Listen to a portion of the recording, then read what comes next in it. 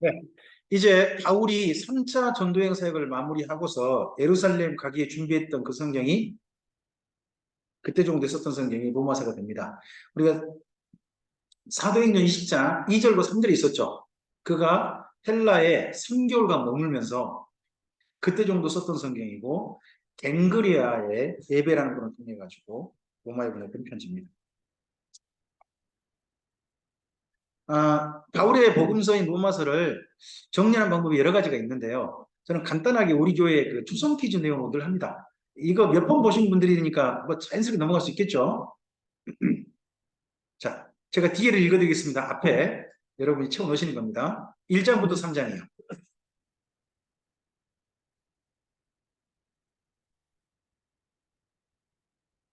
뭐예요? 지금 이 교회도 몇 번 할 텐데? 오늘 처음 본 것처럼 하세요. 그리고 뭐예요? 홍 집사님, 그리고 최 목사님, 권 목사님, 지난번에 오셨잖아요. 처음 본 것 같아요? 네, 진노하고 계신다. 진노하고 계십니다. 이방인이나 유대인이나 다 진노하고 계십니다. 모든 세상에 다 하나님이 진노 아래 있습니다. 하는 내용이 1장 3장입니다. 그 다음 3장이에요. 진노를 복수하는 예수님을 믿다. 그렇죠. 이 길밖에 없습니다. 하는 게 여기 로마서의 중요한 이야기입니다. 그리고 4장이요.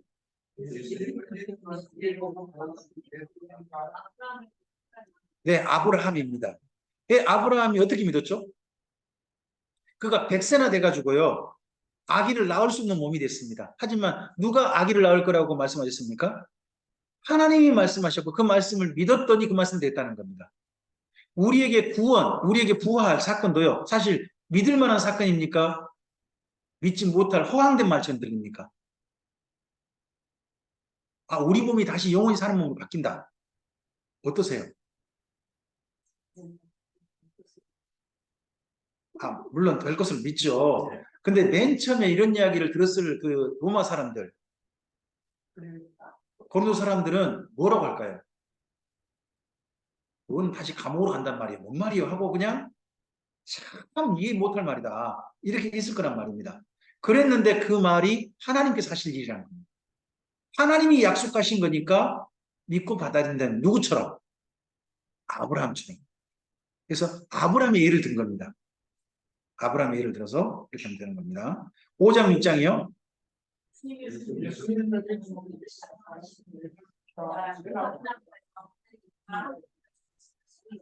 네, 화목. 연합은 몇 장이죠? 연합이 6장. 화목은요, 5장이에요. 이제 제가 순서를 좀 바꾸는 겁니다. 우리가 예수님과 하나님과 화목하기 위한 것이 가장 중요한 구원의 목적입니다. 우리는 구원을 그러면 뭐가 목적입니까? 우리가 구원받은 목적은 뭐예요? 많은 사람들이 천국을 생각합니다. 천국에 들어가는 거. 그런데요, 여기 바울이 쓴 로마서에서 구원의 가장 궁극적인 목적은 뭐냐 그러면요, 하나님과 사이가 좋아지는 거예요. 우리가 오늘 신앙생활하고 오늘 열심히 주님을 바라보고 이러는 우리 마음의 소원이 뭐예요? 뭐 때문에 신앙생활 하세요? 천국 자꾸 그러시잖아요. 천국은 하나님 자연스럽게 주실 결과고요. 진짜 우리 마음에 가질 때 소원은 그게 아니고요. 하나님하고 더 사이가 좋은 사이가 돼야 되겠다. 하나님을 더 사랑해야 되겠다. 하나님과 더 가까워져야 되겠다가 소원이어야 한다는 거예요. 그렇게 되기 위해서 누가 돌아가셨다? 예수님께서 돌아가셨다. 우리가 어떤 상태일 때? 아직, 세 가지 아직이 나오거든요. 아직 죄인이었을 때, 아직 원수였을 때, 아직 하나님을 알지도 못했을 때 하나님께서 예수님을 통해서 우리에게 사랑을 이렇게 표현해 주셨다. 그러니까 우리가 예수님을 통하여 하나님의 사랑을 알고 하나님과 정말 사랑한 사이로 친해져야 된다 하는 거예요. 여러분 구원의 목적을 좀 생각을 해보셔야 돼요. 제 아들이 제 아내한테 그런 이야기가 제 아내가 한 번 충격을 먹고 저한테 이야기해 온 게 있어요. 그게 뭐냐 그러면요. 엄마, 천국 가는 게 우리의 목적이어야 될까요? 오늘 신앙생활하는 목적이 천국 가는 거여야 될까요? 천국은 나중에 하나님께 들여보내신다면서요. 그럼 그게 목적이 돼서는 안 되는 거 아니에요? 천국이라는 곳을 가고 싶어서 신앙생활 한다면 나한테 뭔가 좋은 일이 있길 바래서 신앙생활 하는 거잖아요. 아, 이런 이야기를 내가 집사님 충격을 먹은 거예요. 한편 생각해 보면요. 우리 신앙생활이 뭔가 나한테 좋은 일이 있기를 바래서 신앙생활 한다면 있잖아요. 좋은 일 안 해주시면 어떡할 거예요? 그렇잖아요. 하나님은 우리를 왜 사랑하셨대요? 하나님께서는 우리를 왜 사랑하셨대요? 왜? 성경 들여볼까요? 까닭이 없어요. 나한테 내가 사랑받을 만한 이유가 없어도요. 아무 것이 없어도 나를 뭐 하신 거예요? 사랑하신 거예요.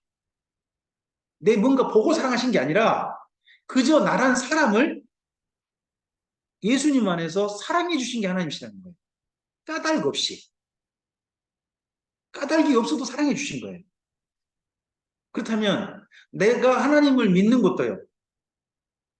내가 하나님을 사랑하는 것도요.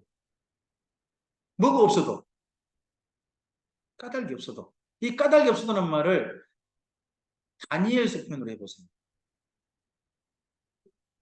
그게 아니야 실제. 제가 까닭 없이라고 했잖아요. 이 까닭 없이는 욥기 표현이에요. 욥기 표현이에요. 이걸 신약 성경으로 말하면요. 까닭이 없어도 나를 사랑하셨다 하는 걸 신약 성경이 뭐라고 번역해 놨을까요? 그걸 이렇게 번역해 놨어요. 은혜로. 은혜로 말이 다른 게 아니에요. 까닭이 없어도. 그렇게 번역해 놨어요. 그럼 나도 하나님을 어떻게 왜 사랑해야 돼요? 까닭 없어도 오늘 내가 예수님 안에서 그런 하나님과 사랑하는 사이가 되는 거, 그게 로마서가 바라는 가장 신앙의 멋진 모습이에요. 저는 5장 모습을 꼭 기억했으면 좋겠어요. 소원이 됐으면 좋겠어요. 그 결과가. 그러려면, 하나님과 그런 사이가 되려면, 우리가 누구 안에 있어야 가능해요? 예수님 안에. 그게 6장에 나온 연합이에요. 예수님 안에 있는 연합. 그래야 그럴 수 있다는 거예요.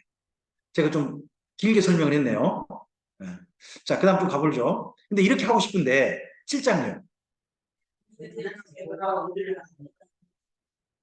이 죄가 떠나야 그 자리에 누가 오셔서 성령님이 오시고 그래서 하나님과 만날 수 있는 사이가 될 텐데 죄가 딱 자리 잡고 안 떠나다는 거예요. 죄가 마치 뭐처럼 구느냐 그러면 남편처럼 군다는 거예요. 또 제가 한 가지 더 본데요. 그게 사망의 몸이래요. 이런 말씀 혹시 기억나지 않으세요? 로마서에서 오호라 나는 곤고한 사람이로다. 이 사망의 몸에서 누가 나를 건져내려 그러잖아요. 그게 사망의 몸이 뭐예요? 제가 예전에 설명을 드렸는데 혹시 기억나시는 분 있으세요? 혹시 생각나지 않으세요? 사망의 몸 혹시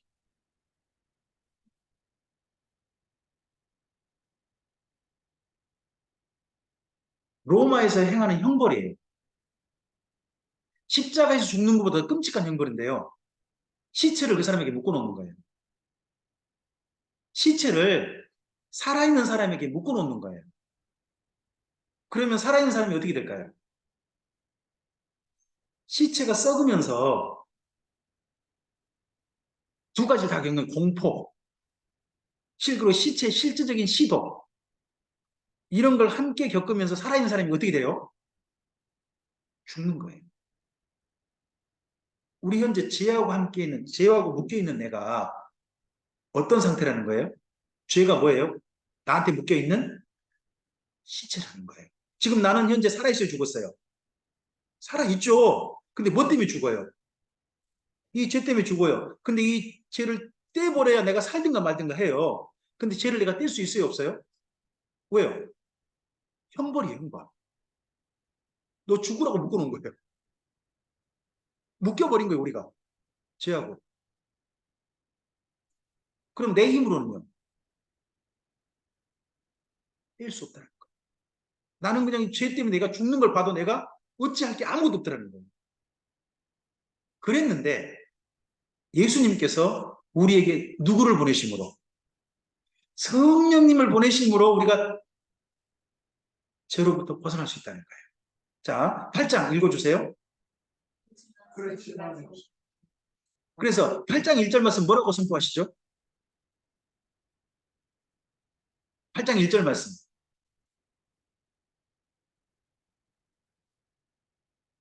정답이 없네. 그 다음 뭐라고 해요? 죄와 사망의 법에서 생명의 성령의 법이 우리를 벗어나겠다. 드디어 묶임이 풀리는 거죠. 죽지 않고 살 수 있는 길이 성령님을 통해 주어졌다는 거예요. 정말 이 모든 일을 성령님을 통해서 우리가 죄로부터 벗어나고 하는 일을 누가 다 하셨어요? 하나님이 다 하셨어요. 예수님이 십자가에 죽으신 우리가 한 게 아니잖아요. 하나님이 우리를 까닭없이 사랑하신 거잖아요. 죄에 묶여있는 우리 자신을 발견하고도 내가 아무것도 할 수 없음을 봤어요. 그런 우리에게 죄로부터 묶이면서 풀어주시고 대신에 우리 안에 성령님이 딱 자리 잡으심으로 다시는 죄와 묶이지 않도록 하신 이런 모든 일들을 누가 다 하셨어요? 하나님이 다 하셨어요. 그래서요, 구원의 시작, 구원은요, 하나님의 은혜의 선물인 거죠. 이 선물 받음으로 우리가요, 새로운 삶을 시작할 수 있게 된 거예요. 예수님 안에서. 그게 8장의 찬송이에요. 이 성령님으로 말미암아 죄에 묶였던 우리 삶이 전혀 다른 삶이 되었다 하는 그런 찬송을 부른 내용이 8장에 가득 들어있어요. 성령님과 함께하는 삶의 놀라운 찬송이. 자, 그 다음 10장 읽어보세요. 예, 이러한 복음은 전도를 통해 이루어진다는 거죠. 근데 그 전도를 누구는 잘 안 듣는다. 유대인들은 잘 안 듣는다는 거예요. 하지만 바울은 이 전도를 열심히 하고 있고 지금도 하고 있다는 거죠. 이 전도하라고 맨 먼저 누가 보내실까요? 하나님이 보내셔요. 그럼 보내신 사람은, 보냄받은 사람들은 가서 뭐 해야 돼요? 말을 해야 되죠. 말을 하다 보면 누군가는 어떤 사람이 있어요? 듣는 사람이 있는 거예요. 듣는 사람에게는 듣는 사람은 뭐에 이를까요? 믿음에 이르게 되겠죠. 자, 구원의 전도의 과정을 잘 보세요. 먼저 누가 보내세요? 하나님께서 보내세요. 어떤 사람을. 그 사람이 그럼 누구를 만나야 돼요? 들어야 될 사람을 만나는 거예요. 만나서 전하는 말을 해보는 거예요. 전하면 그 중에는 어떤 사람이 있는 거예요? 듣는 사람이 있는 거예요. 들으면, 알아들으면 그에게 뭐가 생길까요? 믿음이 하나님께서 그 안에 주셔서 싹트게 하실 거예요. 이게 구원의 과정이고, 그러고 나면 그렇게 믿어지면 입으로 시인하고 마음으로 믿게 되겠죠. 그런 구원의 과정이 있게 될 거라는 거예요. 자, 여기까지가요. 7번까지가 예, 복음의 과정이에요. 복음이 우리 안에 이르게 된, 내 안에 생명을 이루게 된 과정이죠.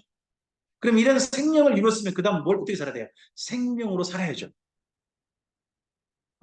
우리가 엄마 뱃속에서 태어나게 될 때까지는 누구의 힘으로 살아요? 엄마 힘으로 살죠. 그렇죠? 호흡도 누구를 통해서 하는 거예요? 엄마를 통해서 하죠.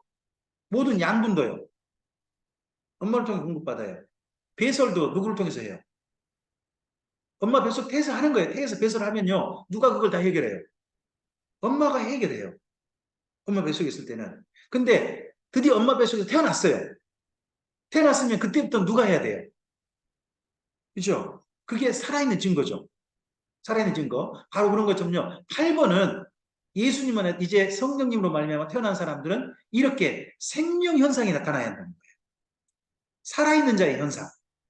그게 나타나야 된다는 거예요. 자, 12장부터 15장까지 읽어주세요.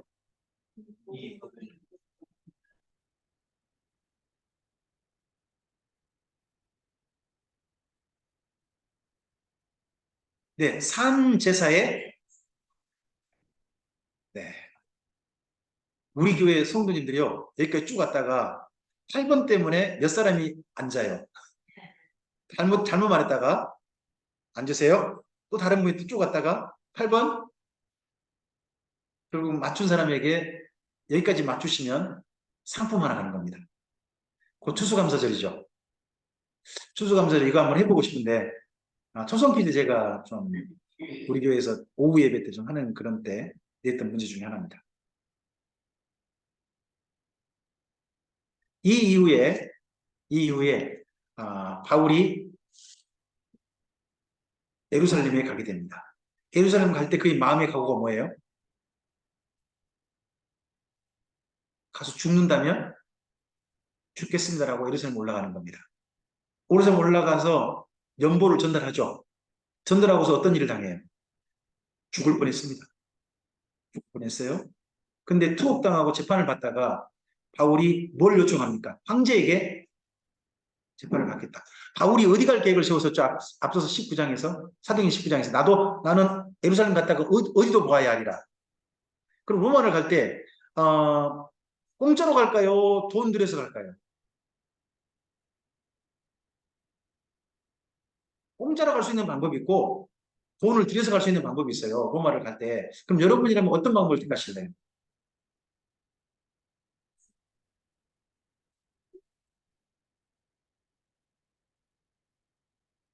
바울은 공짜로 갈 수 있는 방법을 택한 겁니다. 로마 가기로 했으니까 가서 재판 받으면 되지 뭐. 재판 받을 때 지금 이미 결과가 나왔어요. 바울은 뭐하다? 무죄하다. 무죄하다는 결과가 있으니까 기꺼이 가겠다는 겁니다. 기꺼이 가는데 이왕이면 갈 때 어떻게 가겠다? 내 돈 들이지 말고 누구의 호송을 받고 로마 군대가 지켜주지 않습니까? 지켜주고 또 로마 군대 가다 보면 배가 큰 배일까요? 작은 배일까요? 100명은 가거든요. 적어도 100명 이상이 타니까 배가 큰 배일 거 아닙니까? 그러면 뭐 괜찮겠다 싶은 거죠. 이왕이면 작은 배 타실래요? 크루즈선 타실래요? 저 거기 가면서 보니까 크루즈선 있는데요. 타보고 싶구만요. 근데 크루즈선은 타면요. 가장 짧은 기간인데 300이래요. 300이래요. 근데 300만원이 아니랍니다.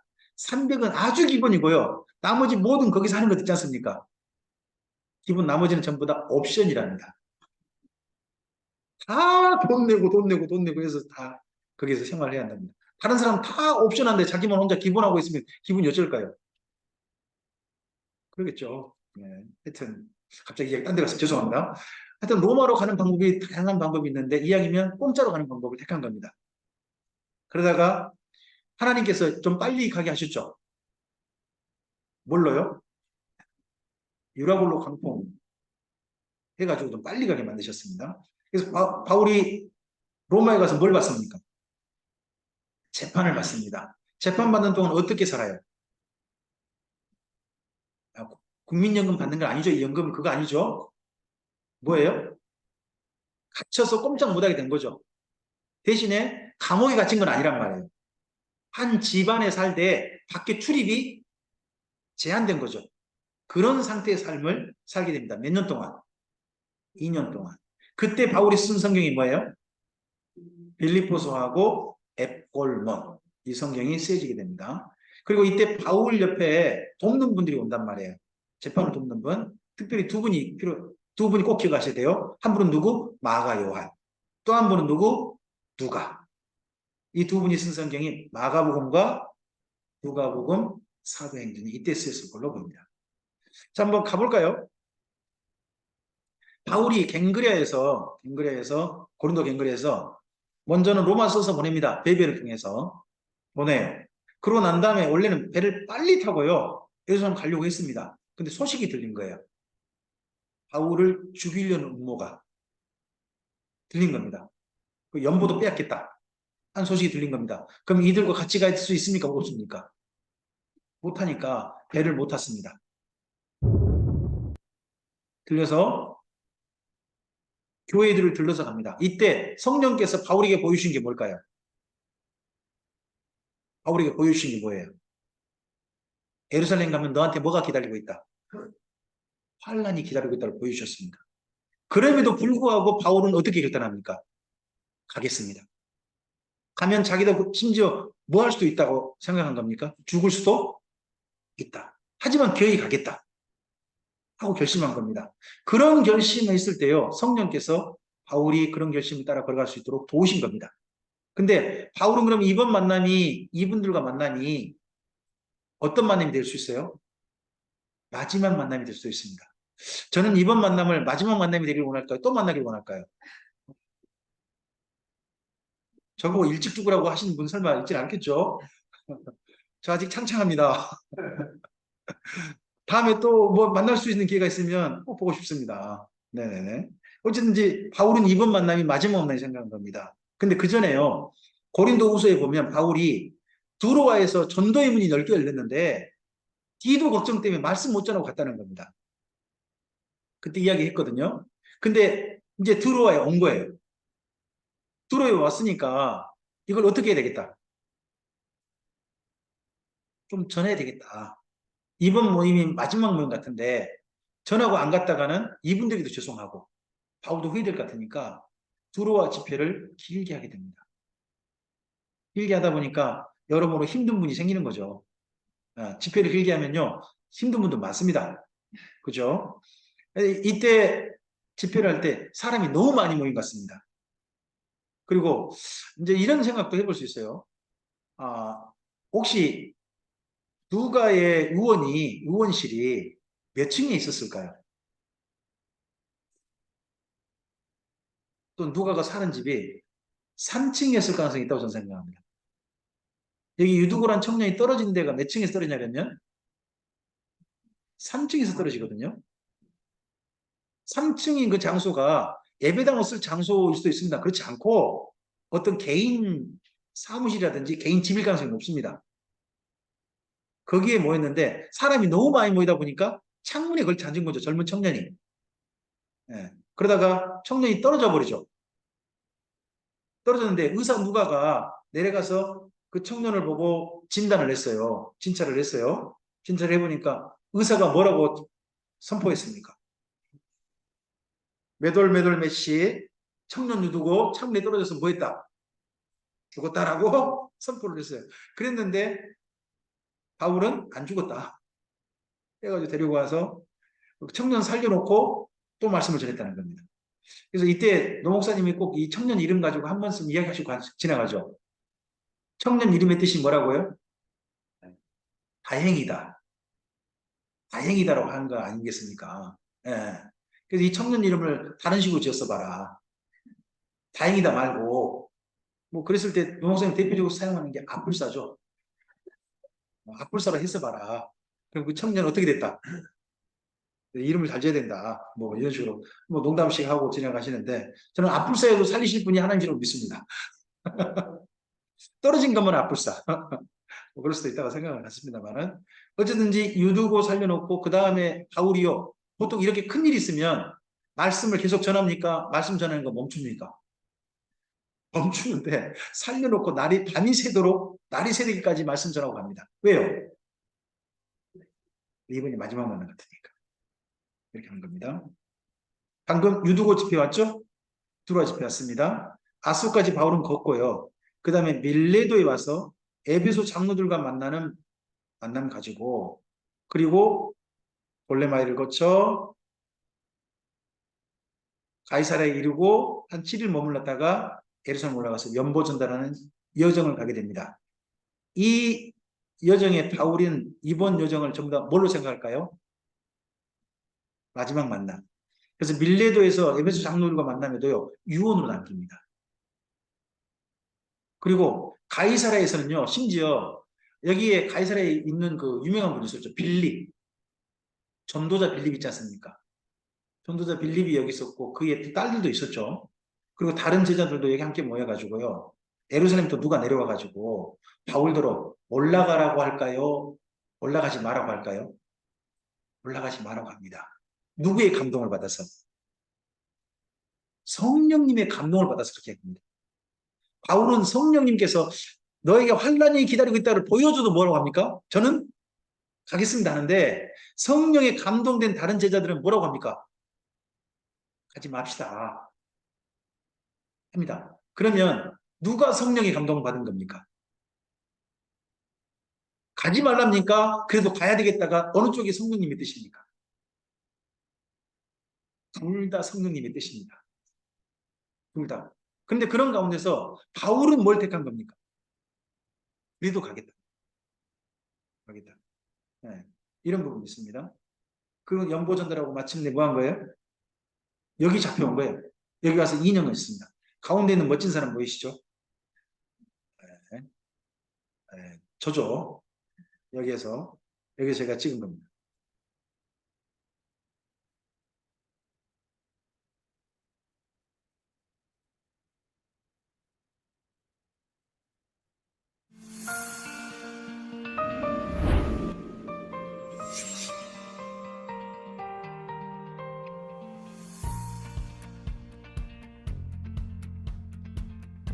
해안가에다가 가이사랴는 아예 인공적으로 지중해변의 만들어 돌출 부분에 버렸습니다. 있는 갈멜산 트롯이 남쪽 약 도시를 만들어 37km 버렸어요. 지점.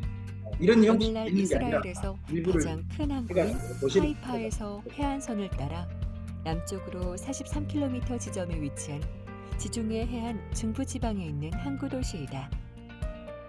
하이파는 여기 좀 더 위쪽에 있다면서요. 갈멜산보다 좀 더 위쪽에 있습니까? 여긴 갈멜산 아래쪽인데 아래쪽이고 갈멜산 있고 두로 그럼 밑입니까? 하이파가? 두로보다는 밑입니까? 두로도 더 위에 있어요? 아, 더 위에 가면 시리아 가깝지 않습니까? 가까이인데 거기가 하이파입니까? 아, 그렇군요. 네네네. 좀 더 가볼까요?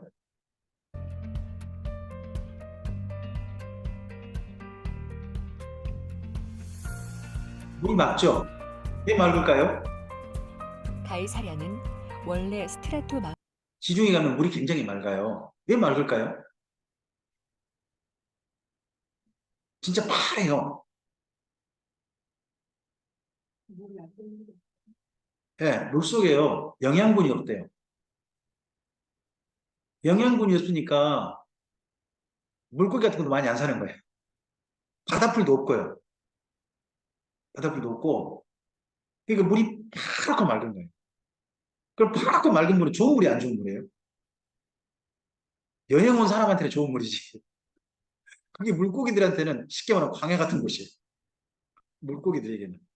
우리나라 뭐 남해안이나 서해안이라든 이쪽 가면 물이 어때요?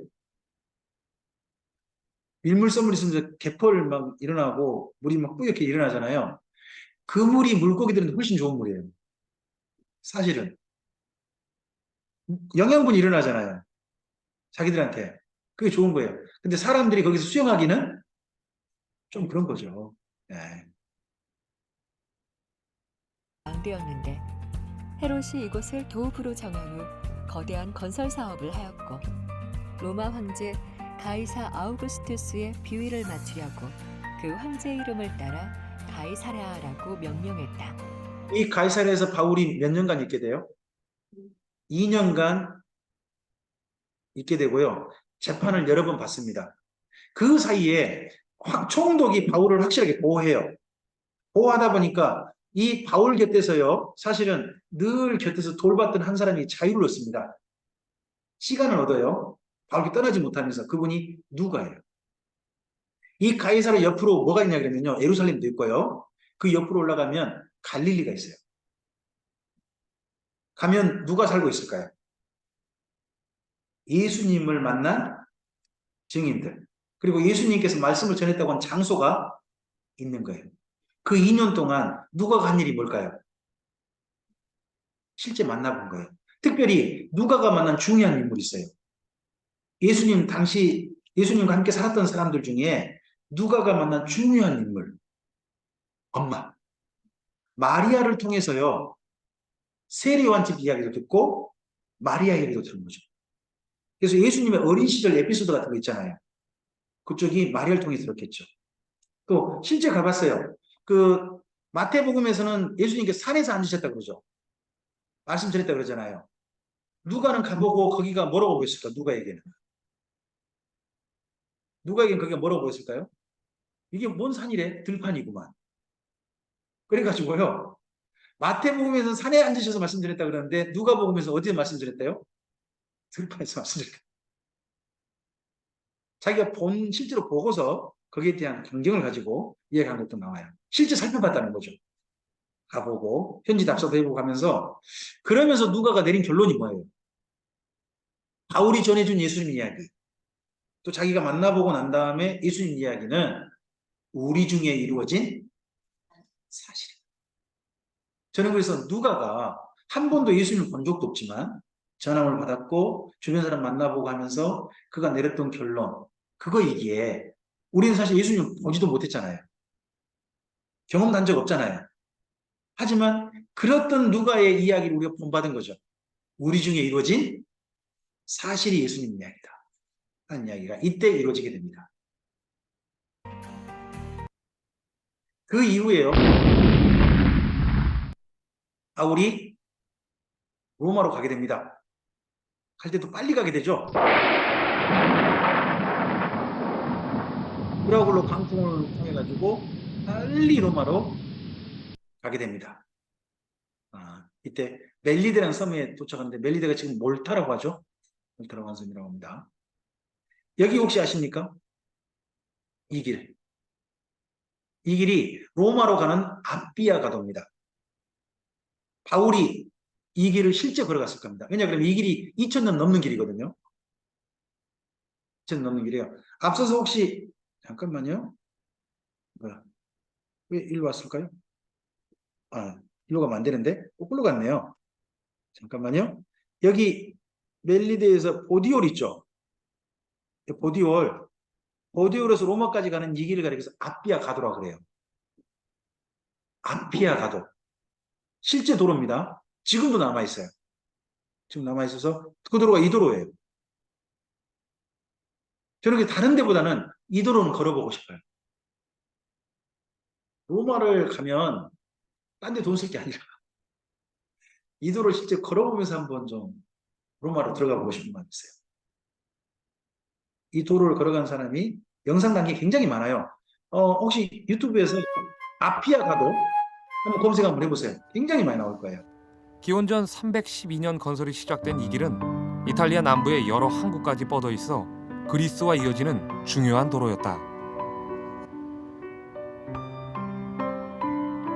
당시 주변국 문명보다 뒤처져 있던 로마는 이 길을 통해 그리스 문화를 유입하면서 일약 서구 문명의 중심지로 발돋움하게 된다. 이 지금 돌이 몇 년 이상 깔린 거예요? 2300년 그렇게 깔린 거예요. 그렇게 깔리고 지금까지 이 돌이 오고 있는 거예요. 이 위에 얼마나 많은 사람들이 걸어갔을까요? 마차가 지나갔을 거고 할 것 같아요. 바울도 이 길을 율리오라고 하는 백부장, 그와 함께 걸어갔겠죠. 걸어가든지 아니면 마차에 후송될 수도 있고요. 그 길을 갔을 거예요.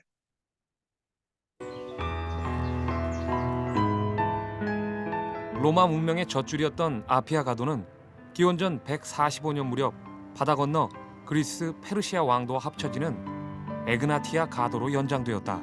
Questa è una strada sacra proprio. 무슨 말씀인지 혹시 이해되시나요? Eh beh, questi quanti anni hanno? Questo è 2200 anni, Questa strada risale, beh, sono già 2000. costruita da Appio Claudio, 2200 anni circa di storia c'è. Era una via importantissima per i romani. Questa collegava con Brindisi. Con Brindisi, Con Roma, Brindisi. Napoli, Brindisi. Sì, andava sì, verso l'Oriente, collegava, ma poi ha avuto una storia, oltre che i romani, sempre. È stata una zona bellissima di Roma. 로마인들은 이 길을 도로의 여왕이라 부르며 무한한 자부심을 갖고 있다. 한번 이 길은 걸어보고 싶지 않으세요? 저는 이 길 한번 걸어보고 싶어요. 근데 여기 가려면 기본으로 500만 원이라니까. 네? 제법 걸리겠죠. 상당히 멀어요. 왜냐하면 이탈리아 반도 맨 밑에서요, 중간까지 가야 되거든요. 그럼 이탈리아 반도가 우리나라만 하잖아요. 이탈리아가. 그러면 쉽게 말하면 부산에서 서울까지 정도 걷는 거라는 거리잖아요. 아니면 뭐예요? 부산에서 한 대전까지 정도? 걸어가는 길이 굉장히 먼 길이죠. 좀 먼 길 같은데. 도로가 얼마나 제대로 남아있는지가 잘 모르겠네요. 네. 이렇게 가면 어디가 나와요? 여기. 로마가 나오죠. 로마. 이 중에 오른쪽 위에는 어딜까요?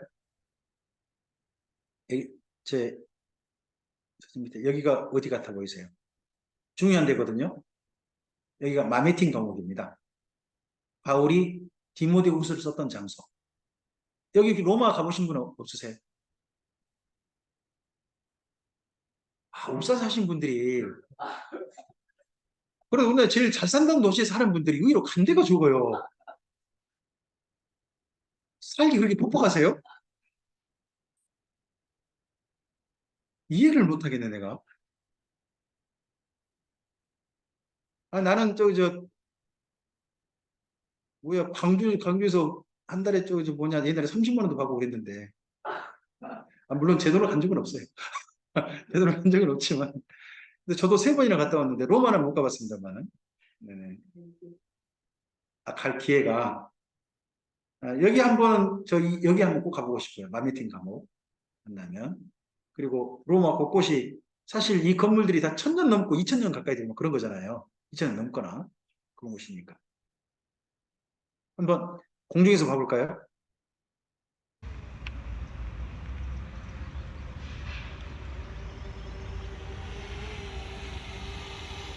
요즘은 좋은 영상 찾을 일이 진짜 많아요. 이수사님께서도 자꾸 이것저것 검색만 하시고 조사만 하실 게 아니라 성경 강좌 관련된 좋은 영상 좀 많이 좀 보시고 함께 공유해 주시고 하세요. 제가 꼭 추천하고 싶은 한 곳 있어요. 서울의 광염교회 아세요? 여기 영상 보시면서 들으세요. 광염교회 혹시 아세요? 감자탕 교회.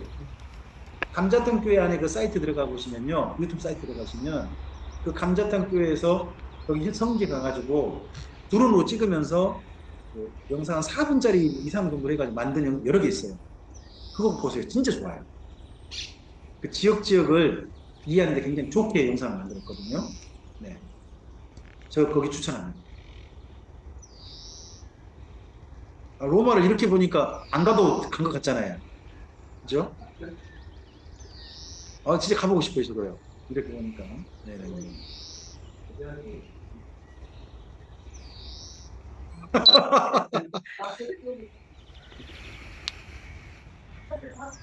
허가 받고 있겠죠.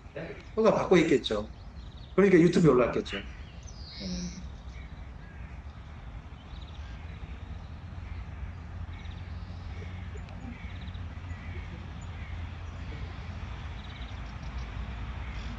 네네. 일하셨습니다. 들어갈 때 맨 처음에 국가 들어갈 때라든지 그럴 때 허가 받아야 될 겁니다.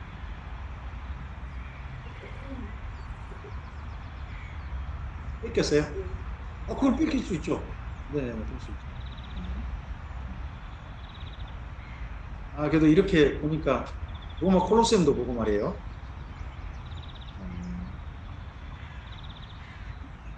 로마가 7산 사이에 있는 도시란 걸 아시죠? 7산. 여기가 원래 늪지였다 그러죠. 늪지였던 곳인데 7산 사이에 있는 거기를 늪지를 메꾸고 해가지고 도시를 이루고 크게 지금 현재 도시로 이루어져서 지금까지 왔다 가서 이 정도 보시면 되겠죠? 네. 이때는 사람이 수가 없네요. 사람이 바닥바닥 이때가 한참 팬데믹 코로나 때 그때 한 분이 영상을 제가 드론 올려가지고 거기 로마를 시내를 풍경을 찍어주셨더라고요. 그래서 우리 교회 이거 함께 보면서요. 이거 갔다 오신 적 있으세요? 했더니 로마를 갔다 오신 분 2분이나 있어요. 우리 교회에. 세상에 나눠만 보내주고 자기들은 갔다 왔어요. 하여튼 한 분은 공무상 다녀오셨고 공무원이셔서 공무상 다녀오셨고 한 분은 역시 농업이 좋은 것 같아요. 농업에서 유럽 현지 좋은 농사 있잖아요. 거기 하면서 로마까지 경유하도록 하는 프로그램이 있어가지고 거기도 다녀오셨다고 그러네요. 네, 그래서 농사하면 자꾸 외국에 나갈 수 있는 기회가 있긴 있는 것 같아요. 근데 힘들게 살죠. 농사는 뭐 결코 쉽지 않습니다. 네, 제가 봐서는. 자, 봅시다. 로마 연금 시기에 바울이 어떤 분이에요? 피고인으로 온 거예요. 로마 2년 동안 바울은 뭘로 있어요? 재판받는 거예요. 재판받는다면 누가 당연히 있을까요? 고소인이 있죠. 당연히 또 정반대로 누가 있겠어요? 변호인 있죠. 근데 하나 더 있어요. 누가 있다고요? 바울을 안 좋은 여론을 만들고 싶어 하는 사람도 있어요. 참 이상한 사람도 있어요. 이들이 할례파예요. 한번 빌립보서 1장을 좀 가보실래요?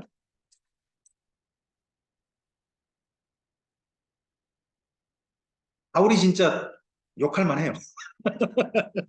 저주를 품을 만해요. 자, 1장 15절부터 좀 보세요. 1장 15절부터 17절까지 읽겠습니다. 어떤 이들은 착한 뜻으로 그리스도를 전파하니 이들은 내가 복음을 변증하기 위하여 세우심을 받은 줄로 알고 사랑으로 하나 그들은 나의 매임에 괴로움을 더할 줄로 생각하여 순수하지 못하게 다툼으로 그리스도를 똑같이 로마에서 예수님을 전하고 있는데 한쪽 사람들은요 예수님을 향한 열심 때문에 하는 거고 한쪽 사람들은 로마를 좀 시끄럽게 해가지고 누구한테 여론이 안 좋게 형성되기를 바울에게 여론이 좀 안 좋게 형성되기를 그런 사람도 있다는 거죠. 자 그리고 또 하나 보셔야 돼요. 그 2년 동안 바울이 근데 한 일이 뭐예요? 가르치면다는 거예요. 자 사도행전 28장 맨 끝을 가보세요. 사도행전 28장 30절과 31절을 보세요. 사도행전이 쓰여진 시기가 바울이 아마도 로마에서 적어도 2년간 재판받고서 2년 거의 채우고 그때 정도의 사도행전이 쓰여진 것 같죠? 자, 읽어주실까요? 바울이 온 이태를 자기 셋집에 살면서 자기에게 오는 사람을 다 용서하고 하나님의 나라를 전파하며 주 예수 그리스도에 관한 모든 것을 담대하게 거침없이 가르치더라. 자, 바울이 2년 동안 로마에 있으면서 사도행전 맨 끝에 뭐라고 기록해 줍니까? 2년 동안 재판받았다라고 기록하지 않습니다. 사실 재판받았거든요. 근데 바울은 그 2년을 어떻게 보냈다? 전파하고 가르쳤다. 이걸로 하고 있습니다. 오늘 우리의 삶의 환경 갖고 다를 수 있다고 생각합니다. 그죠? 근데 다르다 그래서 우리가 하는 일이 달라서는 안 됩니다. 저는 성도가 할 수 있는 일을 바울이요 로마에서 예수님을 사랑하는 일이 뭐냐? 가르치고 전파하는 거예요. 바울이 할 수 있는 예수님을 향한 사랑이죠. 그렇지 않습니까? 저는요 집사람한테 할 줄 아는 게 뭐냐는 소리 듣는 사람입니다. 집에서 쓸모가 없어요. 집에서 오죽했으면 당신이 전에는 게임밖에 할 줄 아는 게 뭐냐? 요즘 듣는 이야기는 당신이 성경 강좌밖에 할 줄 아는 게 뭐냐? 집에서는 여전히 쓸모가 없다. 하는 소리 듣는 사람입니다. 제가 그래서 집에서 제가 마음껏 사랑할 수 있는 일이 많지 않습니다. 집에서는 조용히 지냅니다. 그 대신에 제가 사랑할 수 있는 일은 이렇게 불러주시면 제가 예수님을 사랑하는 일로 말씀을 전하는 일을 할 수 있습니다. 제가 할 수 있는 게 이거예요. 전 이걸 최선을 다하는 게 주님을 사랑하는 방법으로 제가 사랑할 수 있는 방법으로 생각합니다. 우리 각자가요 주님을 사랑하는 방법이 다를 수 있습니다. 바울은요 2년간 어떻게 함으로 그 시간을 보냈습니까? 예수님을 사랑했습니까? 담대히 복음을 전함으로 예수님을 사랑했습니다. 그럼 바울 곁에 있는 사람들은 어떻게 함으로 주님을 사랑했을까요? 바울을 변호하는 일에 최선을 다했고 그죠? 또 로마 교회 식구들을 안정시키면서 그러면서 그 사랑하는 일이 있을 것입니다. 우리도 우리의 삶 속에서 쓰여질 표현들이 주님 앞에 쓰여질 표현들이 잘 쓰였으면 좋겠습니다. 여러분이 직장생활하는 그곳에서 직장생활 열심히 했다라고 생명책이 쓰여지기보다는 그 직장생활 속에서 진실하게 주님을 사랑하면서 그 시간을 다 사용했다 하는 내용으로 쓰여야 되지 않겠습니까? 그렇죠? 네, 여기 내용은 이해가 되시죠? 네, 그렇게 쓰였습니다. 근데 이렇게 하면서요 중요한 게 뭐냐? 바울이 가만히 있으면서도 주님께서 그 다음 일들을 이루어 가십니다. 자, 지난 5년 동안 바울은 움직이지 못했습니다. 주로 갇혀 있었습니다. 재판을 받았습니다. 하지만 그 사이에 정리가 됐습니다. 정리가 됐어요. 그러면서 또 새로운 세계를 만났습니다. 로마를 가보니까요. 로마는 정말 그 당시에 전 세계 중심 아닙니까? 그곳에 새로운 세계를 만났습니다. 새로운 세계를 만나니까 새로운 세계가 남게 됐습니다. 저도 성지순례라든지 이런 데를 가보시기를 권한 이유는 뭐냐? 우리나라의 신앙만이 마치 최고의 신앙인 것 자체다 우리는 생각할 수 있고요. 딴 데 신앙은 전부 다 가짜고 이단 사이비 같고 미신 같다. 이렇게 오해할 수 있습니다. 근데 제가 이번 크로아티아라든지 그리스를 다녀오면서 했던 결론은 뭐냐 그러면요. 내가 종교의 신앙을 너무 미신적으로 봤나 보다. 그들 나름의 그런 이유가 있었는데 하는 것들을 생각을 했습니다. 저는 한 종교의 그 성당 안에 들어가가지고 사진 한 장 찍으면서 사실 울 뻔했습니다. 그 사진이 뭐였냐 그러면 예수님께서 제자들에게 성찬식 주는 장면을 그들 나름의 찍은 겁니다. 그리스 종교의 사람들은요, 우리나라 사람 예전과 비슷해서 글자를 모릅니다. 그러다 보니까 그 종교의 신부들이, 주교들이 말씀 전하면 알아먹을까요, 못 알아먹을까요? 잘 못 알아먹습니다. 그러면 그들에게 신앙을 가르치는 방법이 뭘까요? 그림을 그려주는 겁니다. 근데 제가 본 그림 중에 어떤 그림이 있었냐 그러면요. 예수님께서 요한이라고 보이는 그 제자에게 떡을 주는 장면이었습니다. 자, 예수님의 그 제자들이 있는 장소에 또 한 사람이 보입니다. 까맣게 그랬어요. 그 사람이 바깥 나가려고 합니다. 그 사람 누구였습니까? 가룟유다겠지. 그죠? 가룟유다도 그리고 다른 제자들도 보여줍니다. 근데 일부러 제자 중에서 예수님께서 요한에게 성찬을 준 장면을 그려가지고 이걸 거기 있는 사람들이 보게 한 겁니다. 자, 예수님의 그 제자들 중에서요. 아무 욕심 없이 누가 크냐 하는 다툼에서도 나는 상관없어. 나는 예외일 거야. 나는 너무 어리니까 하는 생각을 가지고 그저 예수님만을 순수하게 바라볼 수 있었던 그 성찬 자리에서 예수님을 사랑하는 마음으로 그냥 그 성찬을 대할 수 있었던 사람이 누구였을까요? 그 그림을 그린 분은 사도 요한이라 생각한 것 같습니다. 예수님의 성찬을 대할 때 아무 욕심 없이 그저 예수님이 주신 사랑이 고마워서 감사해서 성찬을 그냥 감사하게 받는 정말 진실하게 받는 모습을 사진으로 마치 그림으로 그린 겁니다. 그 모습 보면서 나는 예수님을 믿는 신앙이 저 사람이 그리고 싶었다. 내가 이유가 없어도 주님을 나를 사랑하신다는 그거 하나 때문에 나는 큰 자가 되고 그런 것도 상관없이 그게 감사해서 주님께서 주신 선물을 받는가. 그 그림을 그리고 싶었던 사람의 의도가 갑자기 저한테 보여가지고 저도 모두 너무 울컥했어요. 나름 그들의 신앙이 보니까요. 이유가 있더라는 거죠.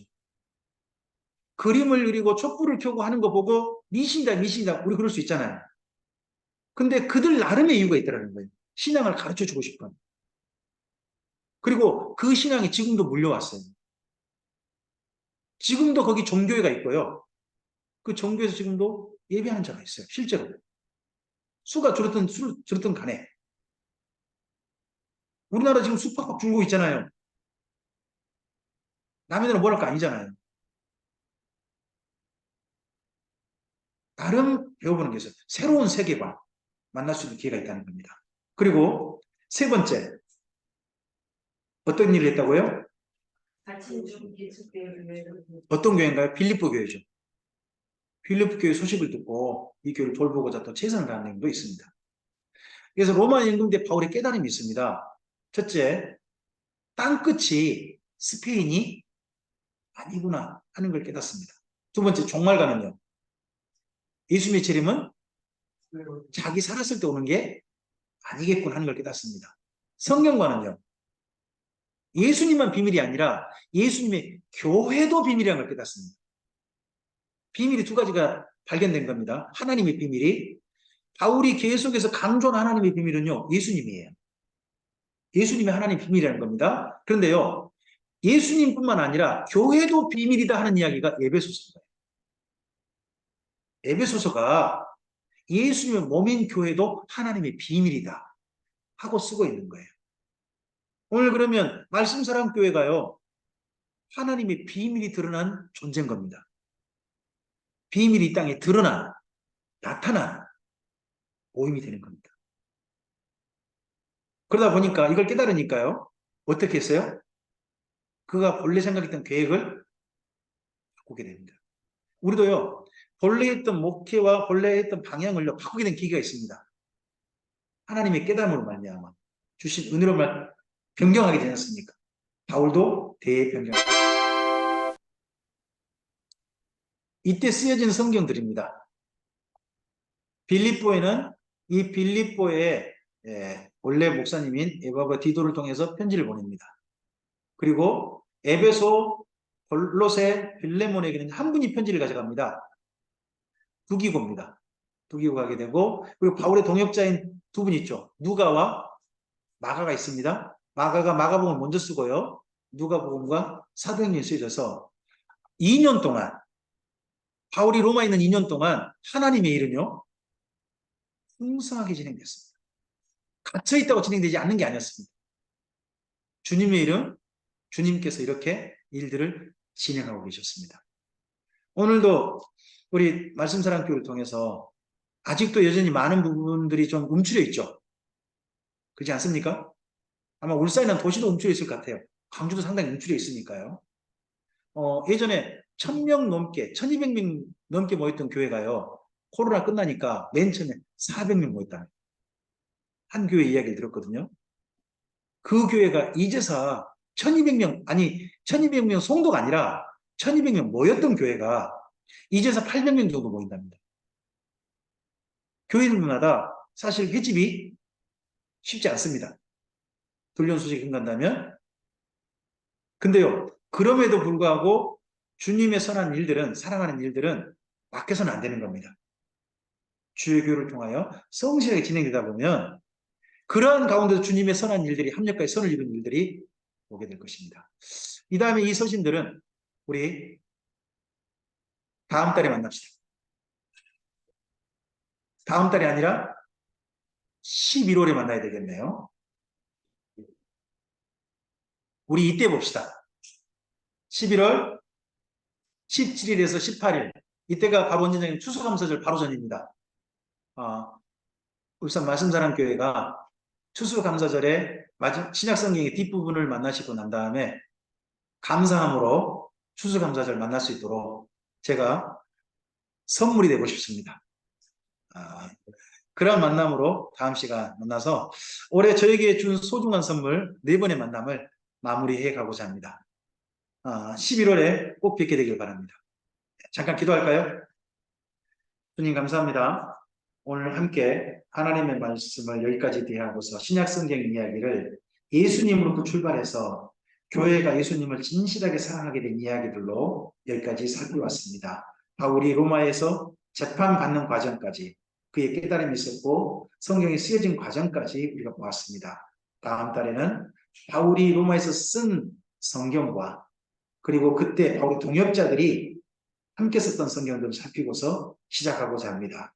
그리고 요한계시록까지 진행하고자 합니다. 주님께서 그 모든 주의 말씀을 살핀 가운데 성령의 감화 감동 더하셔서 우리로 하여금 주님께서 어떤 형편이든지 간에 사랑하는 일이 멈추지 않기를 바라셨던 그 소원을 우리의 마음에 담고서 주님의 교회답게 우리 있는 곳곳에서 사랑하는 일에 최선을 다하는 우리 모두가 될 수 있도록 도와주시옵소서.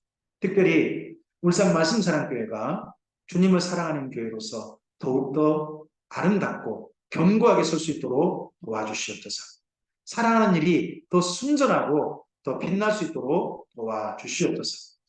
그리함으로써 이 교회를 통하여서 주님께서 기뻐하시고 이 교회를 더욱더 아름답게 또 주님의 교회답게 사용하는 일들이 주께서 그렇게 사역하시는 그 일들을 우리들이 함께 기쁨으로 목격할 수 있도록 도와주시옵소서.